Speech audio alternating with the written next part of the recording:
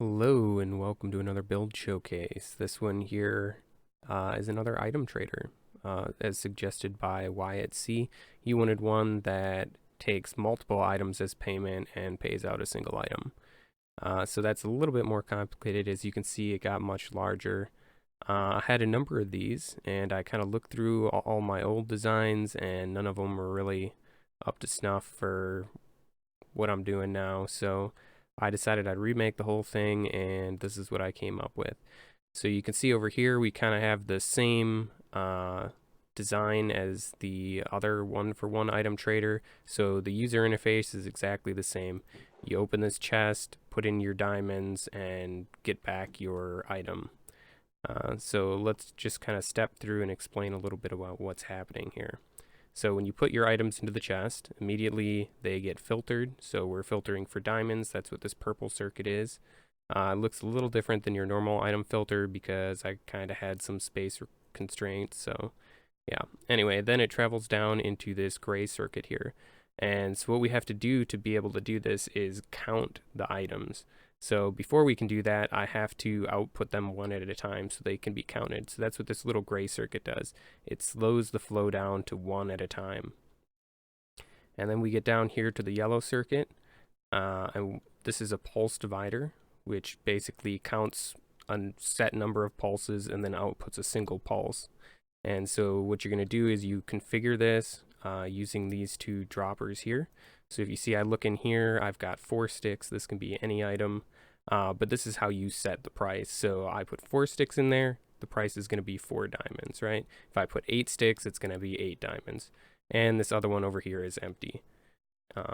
Which one you put the sticks in doesn't really matter, but it counts the total between the two. And so the maximum price you can have for this system is whatever one of these is full. So 9 times 64, whatever that comes out to be. And one good thing about this system is there's no reset clock on it. So as soon as it's done processing one item payment, it can start processing the next one. A lot of these systems, you'll see you have to wait for like droppers to like drain back into another one. This doesn't have that, and that's partly why it's a little bit larger. Not much, but I kind of overkilled it a little bit. So yeah.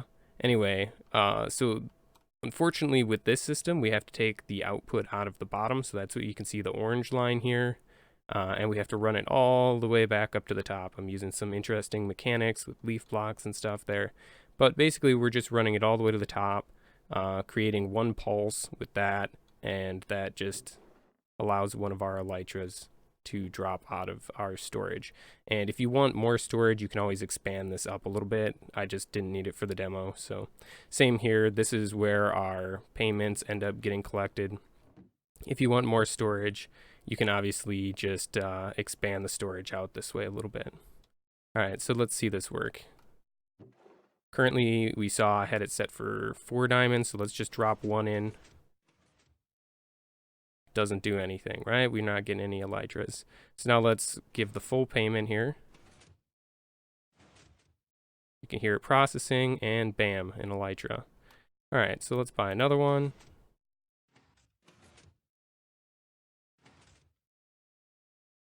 Look at that. Takes a little bit of time because it's got to do the counting. So let's try 12. That should give us 3 elytras. We got 1, it's counting more. 2, keeps counting. And 3, and then it stops. So we'll take those guys out of there. Now, what do we want to do if we want to change the price? So we come back down here. This is going to be a little bit painful to change the price if you stack a whole bunch of these next to each other, because this system is tileable. So you can put a whole bunch of these systems, bam, bam, bam, right next to each other. Anyway, we come back in here. We see the items are currently over here. So we want to do, let's do 8. Put another 4 items in here. So now the price is 8. Come back up here, drop 4 in, see if this works. It shouldn't. No, we can see it stop, and it remembers where it left off. So if you say run out of diamonds and you already put some in, you can go back to your base, come back with the rest of the diamonds, put them back in, and it'll pay you out.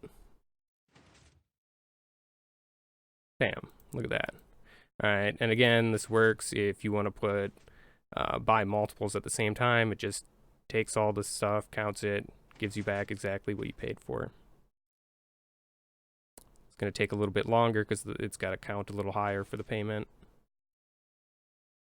Overall, not bad. All right. So, thanks for watching. If you have any more ideas or suggestions, let me know. Also, let me know what you think of color coding the designs. Is it over the top? Is it good to help understand what's going on? Yeah. Anyway, this is pretty much it. Just remember, you gotta have one little bit in this guy, just so it can power through. There's gonna be one item sitting in here, just to create a pulse, and same with this one over here, one item sitting in here. And that's pretty much the whole circuit. So thanks for watching, and we'll see you guys later. Bye.